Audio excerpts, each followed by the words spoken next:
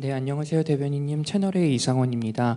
법무부가 오늘 오후 사면심사위원회 열기로 예정되어 있는데요. 조국 전 대표가 광복절 특별사면 대상자에 포함될 것이라는 보도가 나왔는데요. 이에 대해서 사실 확인 여부와 또 입장 여쭙습니다. 네, 2시에 사면위원회가 열리는 것으로 알고 있습니다. 일단 사면위원회가 열리고 나서 어떤 그 사면 대상들이 있는지는 알 수 있겠고요. 그리고 국무회의를 거쳐서 사면 대상들이 의결이 되고 난 이후 공식 발표를 하게 됩니다.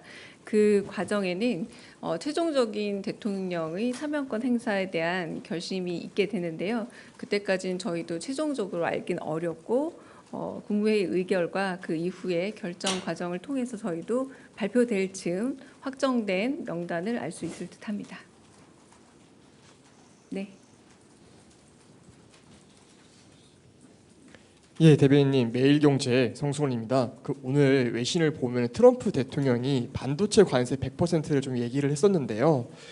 여안구 본부장은 이제 라디오 인터뷰에서 우리는 최혜국 대우를 받으니 EU랑 똑같은 15%. 부장 말씀하신 것처럼 최혜국에 대한 약속을 받았지 않습니까?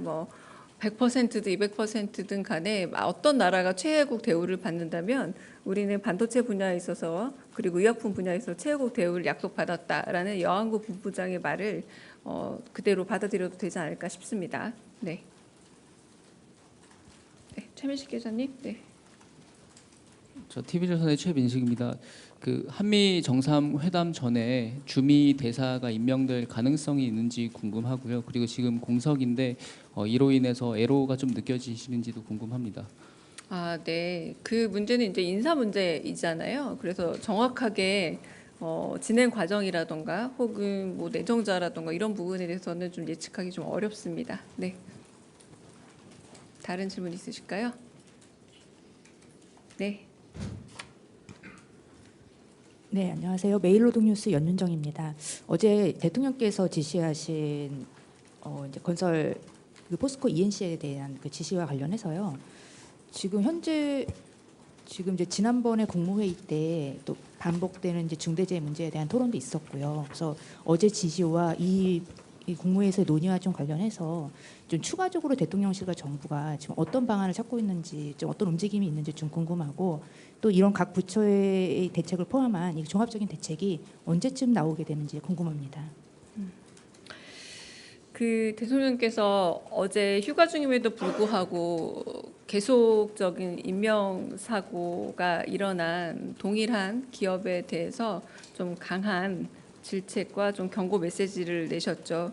이제 매뉴얼이 있는지 매뉴얼이 준수가 되었는지 여부를 철저히 확인하고 이에 대해서 면밀히 조사하되 한편으로는 또 관계부처에 이러한 기업에 있어서 이제 제재할 수 있는 방안을 한번 좀 모색해 보라라고 해서 저희가 오늘 아침 회의에서도 좀 여러 방안들을 좀 고민해 봤습니다. 그래서 이제 일단 좀 노동부에서는 전담 수사팀을 좀 꾸려서 중대재해처벌법 및 산업안전보건법의 안전조치 의무가 제대로 준수되었는가를 지금 엄정 수사 중인 것으로 알고 있고요. 저희도 이제 이 부분에 있어서 이제 2가지 정도를 어제 말씀하시지 않았습니까?